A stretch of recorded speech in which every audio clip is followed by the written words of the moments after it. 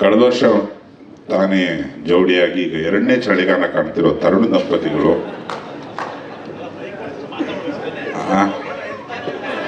ಆಮೇಲೆ ಮಾತಾಡ್ತೀನಿ ಅಂದ, ಇವಾಗ ಹಿಡ್ಕತ್ತಾನೆ ವಿಜಯ್ ಬಂದು. ಇಲ್ಲ, ನೀವು ನಮಗೆ ಕೇಳ್ತಾ ಇರೋದು ಒಂದು ಕಡೆ, ನನ್ನ ಒಡನಾಟ ನಿಮ್ಮ ಜೊತೆ ಜಾಸ್ತಿ ಇದೆ, ಎಲ್ಲ ಸಾಂಗ್ಗಳು ಬರ್ಸಿದ್ದೀವಿ ಅವಾಗಿಂದನು. ಏನೋ ಸಿಚುವೇಶನ್ ತರೋಣ ಗುರುಗಳೇ, ಹಿಂಗೆ ಎಣ್ಣೆ ಮೇಲೆ ಸಾಂಗು, ಸಂಜೆ 7 ಗಂಟೆ ಮೇಲೆ ಬಾ ಅಂತ ಹೇಳ್ತೀರಾ.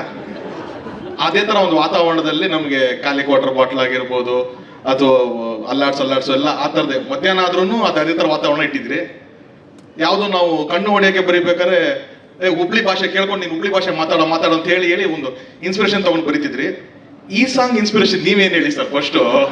ನಮ್ದು ಬಿಡಿ, ಈ ಸಾಂಗ್ ಬರಿಬೇಕಾದ್ರೆ ಜಡೇಶನ್ ನಿಮ್ಗೆ ಎಕ್ಸ್ಪ್ಲೇನ್ ಮಾಡಿದ್ರು, ನೀವು ಇನ್ಸ್ಪಿರೇಷನ್ ಹೆಂಗ್ ತಗೊಂಡ್ರಿ?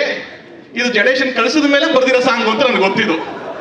ಇದು ನಮ್ಮನ್ನೆಲ್ಲ ಟೇಬಲ್ ಮೇಲೆ ಕೂರ್ಸ್ಕೊಂಡು ಬರೀತೀರಾ ನೀವು? ಭಟ್ರು ಬರೆಯೋದು ಹಿಂಗೆ.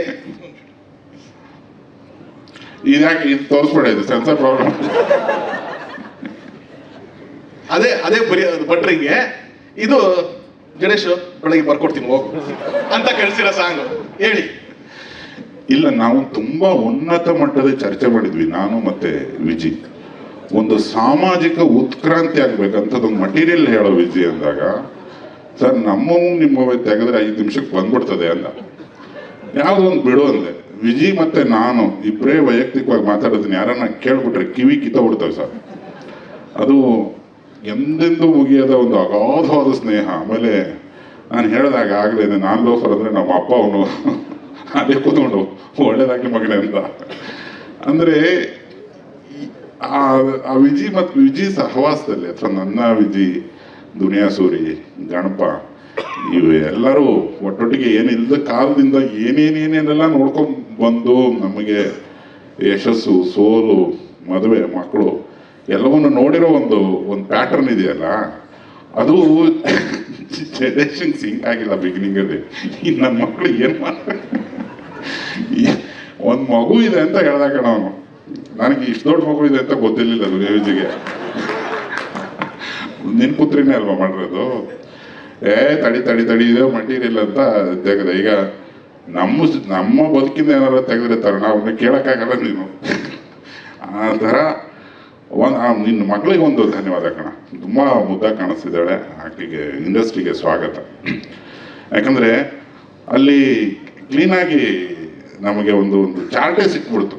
ಪ್ರತಿಯೊಬ್ಬ ದಂಪತಿಗಳ ಬದುಕಲ್ಲಿ ನಡೆಯುವಂಥ ಒಂದು ತುಂಬ ಅನ್ಅವಾಯ್ಡಬಲ್ ಸಿಚುವೇಶನ್ಸನ್ನು ಸಾಂಗ್ ಮಾಡಿದಾಗ ಎಲ್ರಿಗೂ ದೊಡ್ಡ ಲೆವೆಲ್ಲಿಗೆ ಲೇಟ್ ಆಗುತ್ತೆ. ಆಮೇಲೆ ಜಡೇಶ ತುಂಬ ಎದೆ ತಕ್ಕಂಡು ಹೇಳ್ತಾನೆ, ಈ ಚಿತ್ರನ ಫ್ಯಾಮಿಲಿಗಳು ಮುಗಿಬಿದ್ದು ನೋಡ್ತವೆ ಅನ್ನೋ ಒಂದು ಹೆಮ್ಮೆ, ಒಂದು ಪ್ರೀತಿ ಇದೆ ಸಿನಿಮಾ.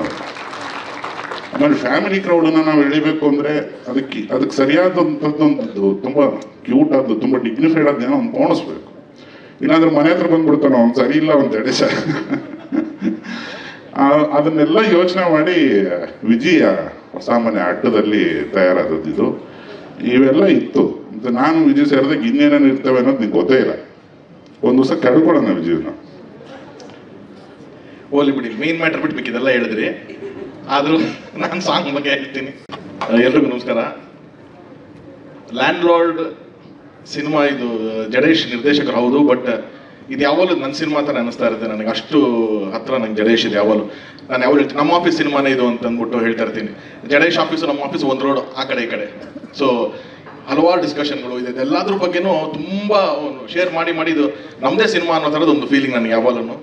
ಸೊ ಆ ನಿಟ್ಟಿನಲ್ಲಿ ನನಗೆ ತುಂಬ ಕಾನ್ಫಿಡೆನ್ಸು ಈ ಸಿನಿಮಾ ಮೇಲೆ.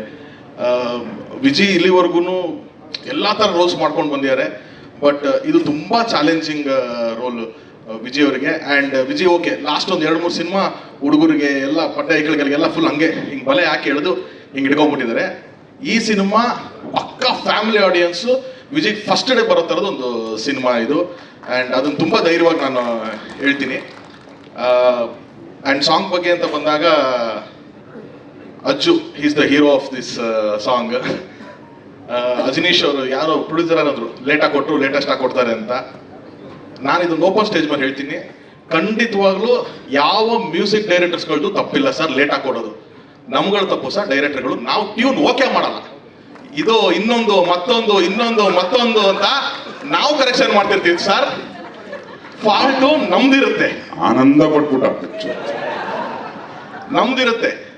ಅವ್ರೊಂದು ಸಿಂಗರ್ ಆಡ್ಸಿದ್ರೆ ಸರ್ ಇದು ಓಕೆ ವಾಯ್ಸಿಂಗ್ ಒಂಚೂರು ಏನಾದರೂ ಬೇರೆ ಹೌದಾ ಸರ್, ಅವರು ಹಗಲು ರಾತ್ರಿ ಕಷ್ಟಪಟ್ಟು ನಾನು ಎಲ್ಲ ಮ್ಯೂಸಿಕ್ ಡೈರೆಕ್ಟರ್ ಜೊತೆ ವರ್ಕ್ ಮಾಡಿದ್ದೀನಿ.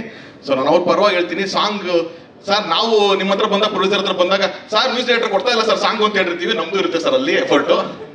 ಸೊ ಹಾಗಾಗಿ ಬಟ್ ಅಂತ ಲಾಸ್ಟ್ ಮೂಮೆಂಟ್ಗಳಿದ್ದಾಗಲೂ ಅದ್ಭುತವಾದಂಥ ಸಾಂಗ್ಸ್ ಕೊಡೋದ್ರಲ್ಲಿ ಅಜ್ಜು ಕೂಡ ತುಂಬಾ is given a great song ಇಲ್ಲಿ. ಸೊ ಅದೊಂದು ಅಂಡ್ ಬಟರ್ ಕಾಂಬಿನೇಷನ್ನು ಬೆಳಗ್ಗೆ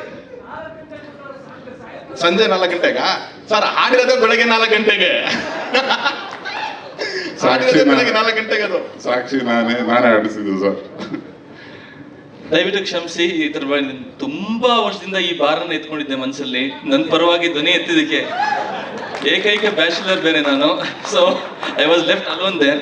so I am so happy sir, thank you for telling this. ನೀವು ನಿಜ ನಾನು ಮರೆಯೋದಿಲ್ಲ ಇದನ್ನ. ಯಾವ ಫಂಕ್ಷನ್ಗೆ ಹೋದ್ರು ಸಜ್ಜು ಸರ್ ಲೇಟಾಗಿ ಕೊಡ್ತಾರೆ, ಆದ್ರೆ ಲೇಟೆಸ್ಟ್ ಕೊಡ್ತಾರೆ ಅಂತ ಕೇಳಿ ಯಾರಾದ್ರೂ ಒಬ್ಬ ನನ್ನ ಪರವಾಗಿ ಮಾತಾಡಲ್ವಾ ಅಂತ ಕಾಯ್ತಾ ಇದ್ದೆ. So thank you sir. ಈಗ ಅವನೊಂದು ಮಾತಿನ ಮಧ್ಯೆ ಬ್ಯಾಚುಲರ್ ಅಂತ ವೇದಿಕೆ ಬೇರೆ ಹತ್ತಿದ್ದಾನೆ, ಇಷ್ಟೊಂದು ಜನ ದಂಪತಿಗಳಿದ್ದೀವಿ, ವಿಜಿ ಇದ್ದಾನೆ, ನಾನಿದ್ದಾನೆ. ಇರಪ್ಪ ಬಾರಪ್ಪ ಇಲ್ಲಿ ವಿಜಿ ನೋಡ್ಗುರು ನಿತ್ಕು ಗುರು ಬಾಗುರು. 1.5 ವರ್ಷದ ಹಿಂದೆ ನಾನು ತರುಣಿಗೆ ಒಂದು ಪುಟ್ಟ ಜ್ವರ ಬಂದು ಹಾಸ್ಪಿಟ್ಲಲ್ಲಿ ಇದ್ದಾಗ ಒಂದು ಮಾತು ಹೇಳಿದ್ದೆ, ಮದುವೆ ಮಾಡ್ಕೊಂಬಿಡೋ, ಇವು ಜ್ವರಗಳು ಮತ್ತೊಂದು ಮಗದೊಂದು ಇದು ಎಲ್ಲದಕ್ಕೂ ಮದ್ದದೆ, ನೀನು ತುಂಬ ಲೇಟ್ ಮಾಡಿದ್ರೆ ಸ್ವಾತಿ ಮುತ್ತೆಲ್ಲ ಒಣಗಿ ಪೌಡ್ರ್ ಆಗ್ಬಿಡ್ತಾವ.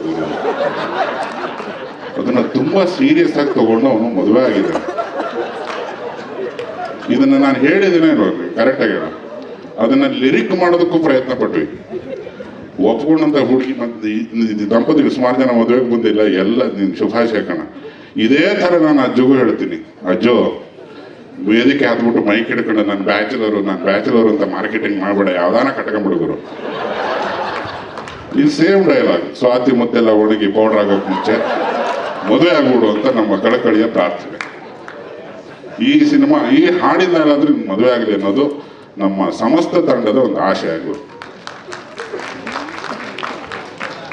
ಸ್ವಾದಿಷ್ಟತೆಯ ಸ್ವಾದ, ತಾಜಾತನದ ಆಹ್ಲಾದ, ಉತ್ತಮ ಆರೋಗ್ಯ ಮತ್ತು ಹೆಚ್ಚಿನ ರೋಗ ನಿರೋಧಕ ಶಕ್ತಿಯ ವೃದ್ಧಿಗೆ ಈಗ ನಿಮಗೆ ಸಿಗುತ್ತಿದೆ ಉತ್ತಮ ಗುಣಮಟ್ಟದ ಪೌಷ್ಟಿಕಾಂಶ Shri Vaidik millet health mix. ಇದು ಸಿರಿಧಾನ್ಯಗಳ ಸಂಪತ್ತು.